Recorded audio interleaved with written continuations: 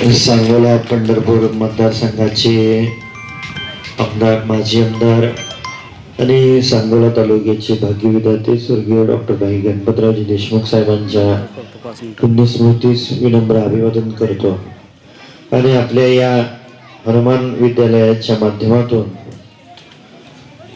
या ठिकाणी स्वर्गीय आबासाहेबांच्या जयंतीचं औचित्य साधून रंगभरण स्पर्धा आयोजित केल्या आणि त्याचबरोबर आपल्या या सुपली गावचे जे सुपुत्र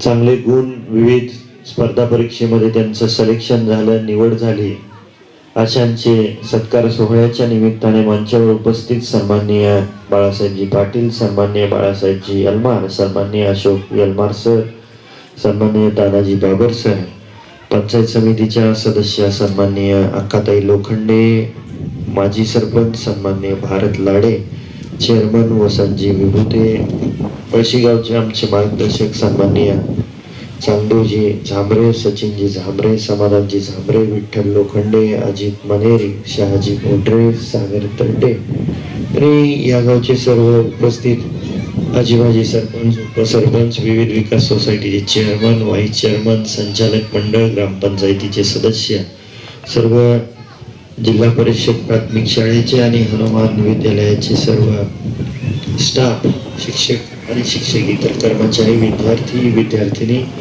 तरुण सहकारी मित्रांनो, बिवाय तसं मी 2 दिवसापासून आजारी आहे, गोळ्या खाऊन आलोय. पण स्वर्गीय आबासाहेबांचा एक विचार होता की आपण जर कोणाला वेळ दिली किंवा आपल्याला विचारून जर वेळ घेतली तर कसल्याही परिस्थितीत त्या कार्यक्रमाला उपस्थित राहणं हे नैतिक जबाबदारी समजून आबासाहेबही राहायचे आणि आमची पुढची पिढी म्हणून आम्हीही त्याच पद्धतीनं राहतोय. हे पूर्ण अंग दुखते, व्हायरल इन्फेक्शन झाले, नाक बंद आहे, तोंडाने श्वास चालू आहे. पण इथल्या सर्व तरुण सहकाऱ्यांनी काही लोकांची नावं राहिली, कारण नावं लिहून देणाऱ्यांनीच ती जबाबदारी पार पाडायला पाहिजे होती. पण कोणतरी देते विश्वास ठेवून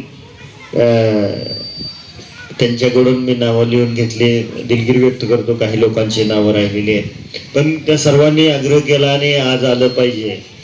वेळ दिल्यानंतर मग मी आलो. स्वर्गीय आबासाहेबांच्या जयंतीचं औचित्य साधून या गावातील लहान म्हणजे 1ली ते 5वी, 5वी ते 8वी, 8वी ते 10वी अशा विविध गटामध्ये रंगभरण स्पर्धा आयोजित केली. त्याबद्दल गावाचं, ग्रामस्थांचं मनापासून आभार मानेन. कारण स्वर्गीय आबासाहेबांनी जे काम केलं, जो विचार दिला, जो संस्कार केला आणि या मतदारसंघातील दीनदलित, कष्टकरी, शेतकरी, वंचित, बहुजन वर्गाची सेवा करण्याचं काम स्वर्गीय आबासाहेबांच्या हातून घडलं आणि त्याच पद्धतीने आपणही आबासाहेबांना त्याच पद्धतीनं सहकार्य केलं आणि एक विश्वविक्रम करण्यासाठी तुमच्याही गावचा हातभार लागला. त्याबद्दल त्या कुटुंबाचा प्रमुख म्हणून मी तुम्हा सर्व गावकऱ्यांचं मनापासून अंतःकरणपूर्वक आभार मानेन.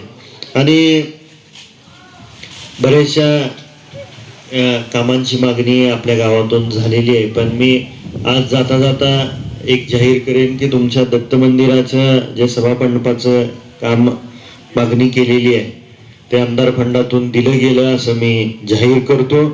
आणि इतरही काही आपली विविध विकासाची कामं असतील ते निश्चितपणे माझ्या हातून घडतील हा विश्वास आपल्याला देतो.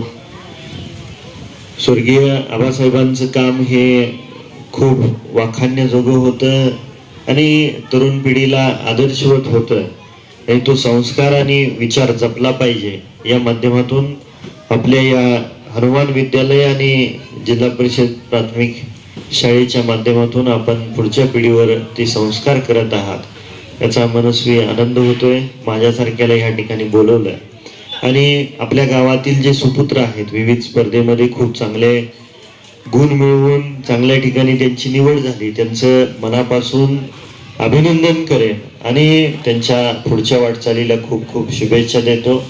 जाता जाता परत एक आव्हान करेन की आपल्या गावातील कष्टकरी वर्गातील मुलं मुली ही शिकली पाहिजेत. हा तुमच्याही गावचा विचार आहे, स्वर्गीय आबासाहेबांचाही विचार होता. एकच विनंती आहे की आपल्या वॉर्डमधील, आपल्या गल्लीतील, आपल्या मळ्यातील, गावातील कोण विद्यार्थी किंवा विद्यार्थिनी शिक्षणापासून वंचित राहत असतील आणि त्याचं जर कारण आर्थिक असेल तर निश्चित मला सांगा, जेणेकरून आपल्याला त्या विद्यार्थ्याला मदत करता येईल।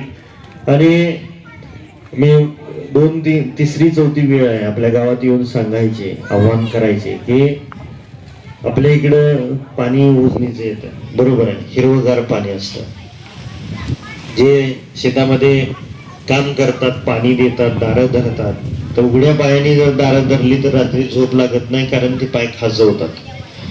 त्याचं कारण आहे ते केमिकल युक्त पाणी असतं। आज कॅन्सरच्या पेशंटची संख्या वाढते, त्याच्यामुळं सर्वांना माझी कळकळीची विनंती आहे, आपल्या कुटुंबापुरता लागणारा जो काही पालेभाज्या आहेत, फळभाज्या आहेत, त्या स्वतःच्या शेतामध्ये किंवा घराच्या अंगणात आपण सेंद्रिय पद्धतीनं पिकवला पाहिजे, एवढी विनंती आहे। आणि त्याचबरोबर आपल्या गावातील कोण गरीब कुटुंबातील रुग्ण असेल, त्याला 1 लाखापासून 5 लाखापर्यंत किंवा त्याच्यापेक्षा जास्ती खर्चाचं ऑपरेशन करायचं आणि ते कमी पैशात करायचं किंवा मोफतमध्ये करायचं असेल तर निश्चितपणे ॲडमिट होण्या अगोदर आमच्याशी संपर्क साधा, आपण ते ऑपरेशन सगळे मोफतमध्ये करून देऊया, एवढा विश्वास आपल्याला देतो। परत एकदा आपल्या सर्व गावकऱ्यांचं, हनुमान विद्यालयाच्या सर्व स्टाफचं, जिल्हा परिषद प्राथमिक शाळेचं मनापासून अंतःकरणपूर्वक आभार मानतो आणि थांबतो। जय हिंद, जय महाराष्ट्र।